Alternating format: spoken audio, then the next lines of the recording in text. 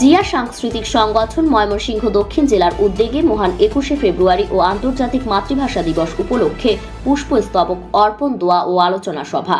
ময়মনসিংহ থেকে নিজস্ব প্রতিবেদক।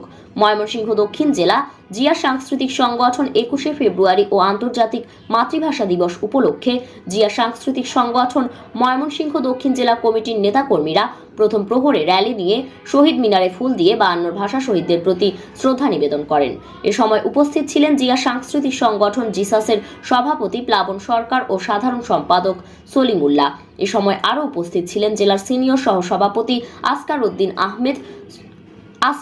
আহমেদ সোয়াদ, সিনিয়র সহসভাপতি বিশিষ্ট সাংবাদিক মোহাম্মদ আমিরুল ইসলাম হীরা, সহসভাপতি রুহুল আমিন, মোহাম্মদ শরীফুল ইসলাম, যুগ্ম সাধারণ সম্পাদক আরিফুল ইসলাম বেগ, যুগ্ম সাধারণ সম্পাদক শফিকুল ইসলাম মানিক, যুগ্ম সাধারণ সম্পাদক জয়নাল আবেদিন তপন, যুগ্ম সাধারণ সম্পাদক ইমান আলী ফরাজি, যুগ্ম সাধারণ সম্পাদক রফিকুল ইসলাম, যুগ্ম সাধারণ সম্পাদক মোহাম্মদ জসিমউদ্দিন, যুগ্ম সাধারণ সম্পাদক আজিজুল হাকিম হৃদয়, যুগ্ম সাধারণ সম্পাদক সাইফুল ইসলাম দুলাল, সাংগঠনিক সম্পাদক কায়সার আহমেদ সহ সাংগঠনিক সম্পাদক মোহাম্মদ একরামুল খান টিটু সহ সাংগঠনিক সম্পাদক মোহাম্মদ সেলিম মিয়া, কোষাধ্যক্ষ আশিকুর রহমান আশিক, দপ্তর সম্পাদক মুনতাসিম হোসেন, প্রচার সম্পাদক রাফিদ আহমেদ খান আফজাল, শিল্প ও বাণিজ্য বিষয়ক সম্পাদক মোহাম্মদ সাইফুল ইসলাম, নাট্য বিষয়ক সম্পাদক মোহাম্মদ নাইম ইসলাম, সমাজ কল্যাণ বিষয়ক সম্পাদক মোহাম্মদ আলমগীর হোসেন, আপ্যায়ন বিষয়ক সম্পাদক মোহাম্মদ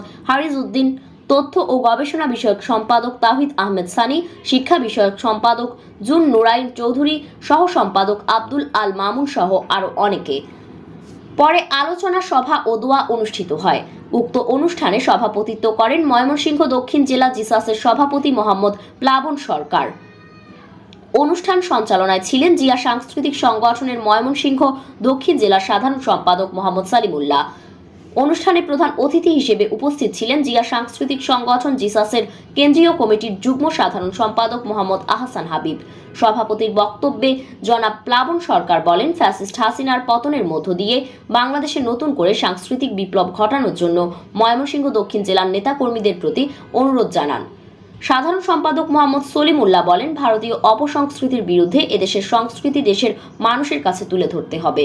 প্রধান অতিথির বক্তব্যে আহসান হাবিব বলেন, দেশ বিরোধী সকল ষড়যন্ত্র রুখে দিয়ে আমাদেরকে ঐক্যবদ্ধভাবে কাজ করতে হবে এবং সাংস্কৃতিক বিপ্লব ঘটাতে হবে।